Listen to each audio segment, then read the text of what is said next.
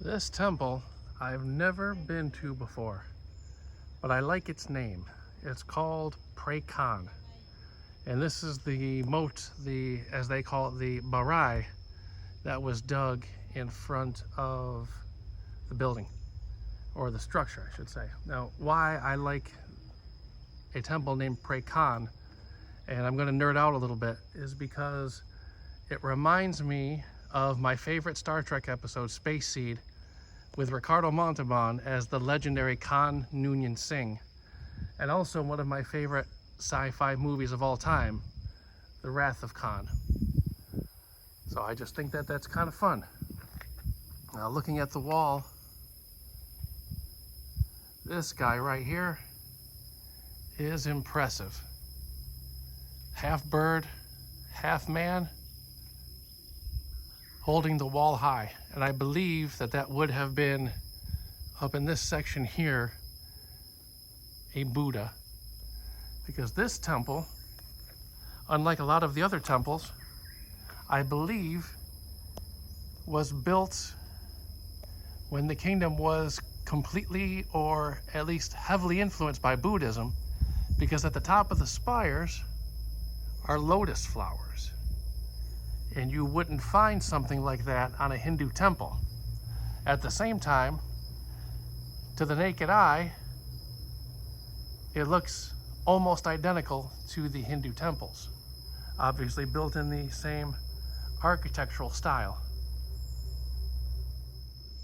Another difference is these apsaras look a little bit different, perhaps influenced more by the artisans of Mahayana Buddhism. That was the first type of Buddhism to take hold in this area. As we look away from the temple over the bridge, I'd just like to think about the procession of royalty and courtesans and dignitaries and all sorts of important people, and maybe some not so important people, that would have come through this gate. Now, I don't know if that tree would have been there back in the day, but it's pretty impressive to see when you're coming through and that tree is right in front of you.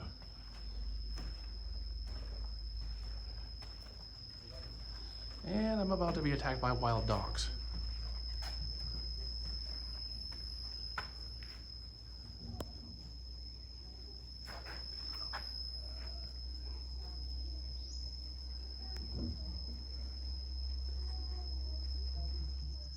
This looks like a rather precarious situation. That column leaning over that way, and the only thing that's keeping it from falling is the weight on top of it. I wonder if that was caused by an earthquake or human influence. At all of the temples, or most of them anyways, they'll have collections of pieces of the walls that the archaeologists will put aside to study or to preserve, so as they're not crushed by other pieces of the temple. And these two here are kind of impressive. They've preserved two whole sections of some of the walls. It's a bit of a hike to the main complex, but underneath the shade, it feels like it's about 10 degrees cooler. Not that it's miserably hot today, but when you're running around in the sunshine and the humidity, and it's not something that you're used to, it can tire you out pretty quick.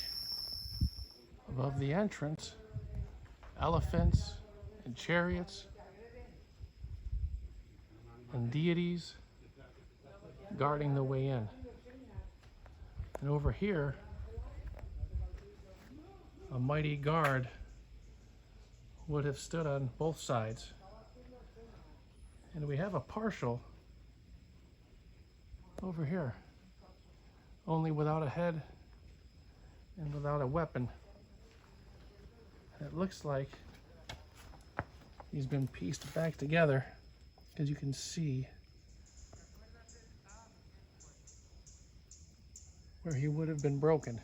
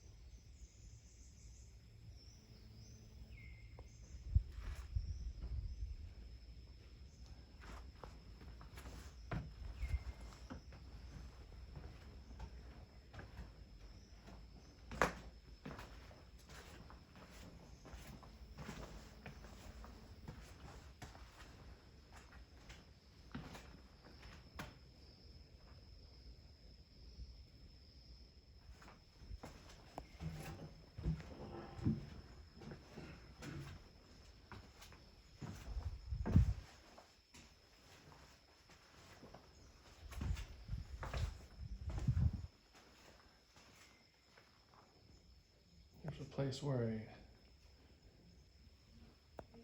giant statue would have almost touched the roof. A small courtyard with the spire on the corner. And on this side, nothing's left of the spire that would have been right there, except for some of its rubble. I imagine a lot of its rubble just fell in on itself or off on the other side. As you walk to the center, the doorways get increasingly shorter. So it forces you to bow as you get to the more holy place.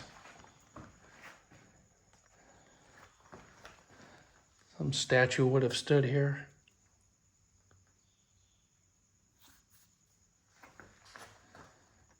And this would be the linga, which harkens to Hindu ideology.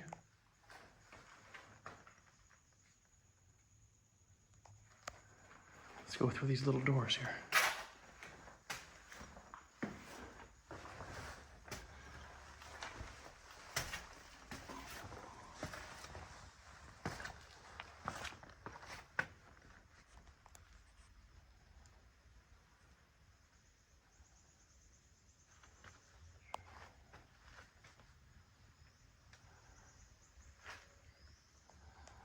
Look at that, the dirt and the rubble all have fallen into that hallway.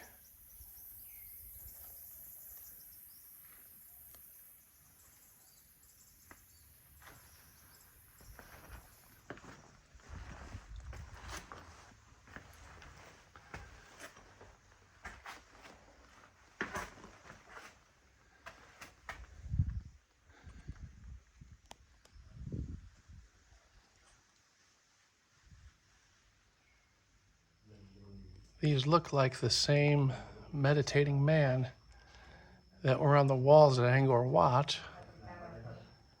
And I've just confirmed that this was in fact completed by the same king.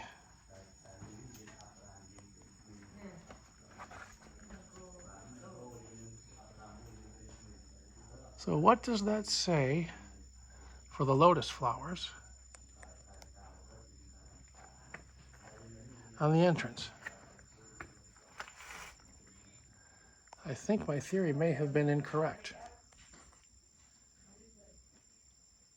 about it being constructed specifically as a Buddhist temple. The vines and leaves, the carvings, that's awesome.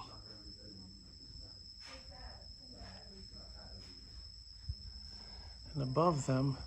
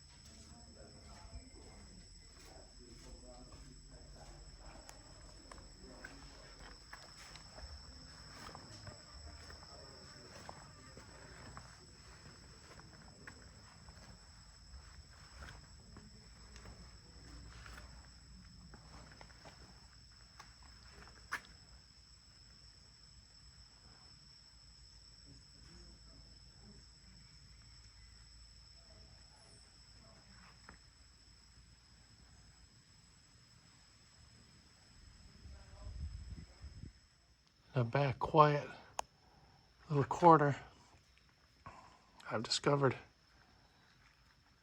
somebody's napping spot. Don't tell the boss.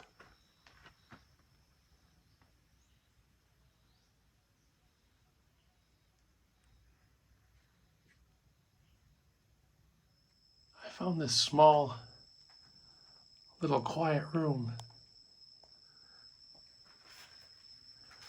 out of the way. And everything in here echoes. I stump my foot.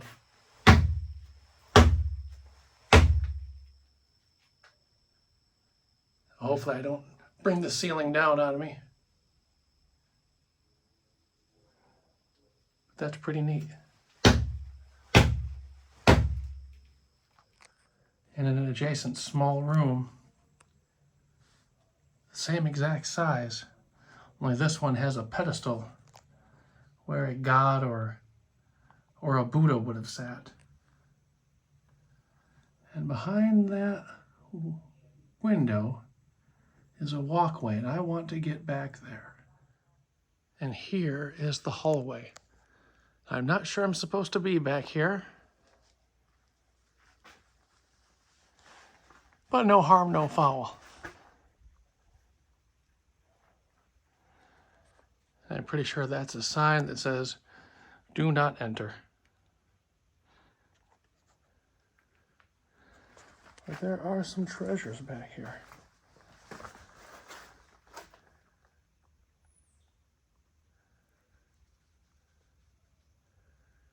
And a discarded styrofoam bowl.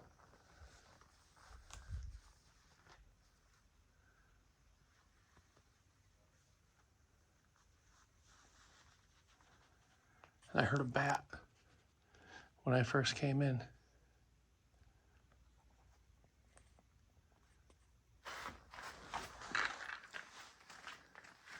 This is my Indiana Jones moment.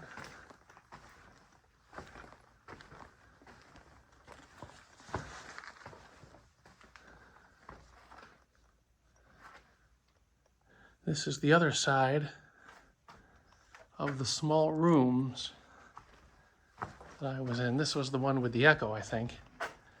And that was the one right here that I looked out and I saw this hallway back here.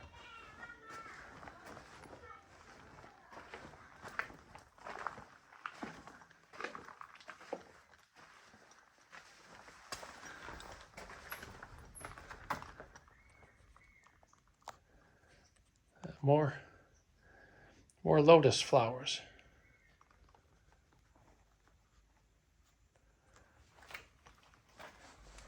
More Buddhist symbols.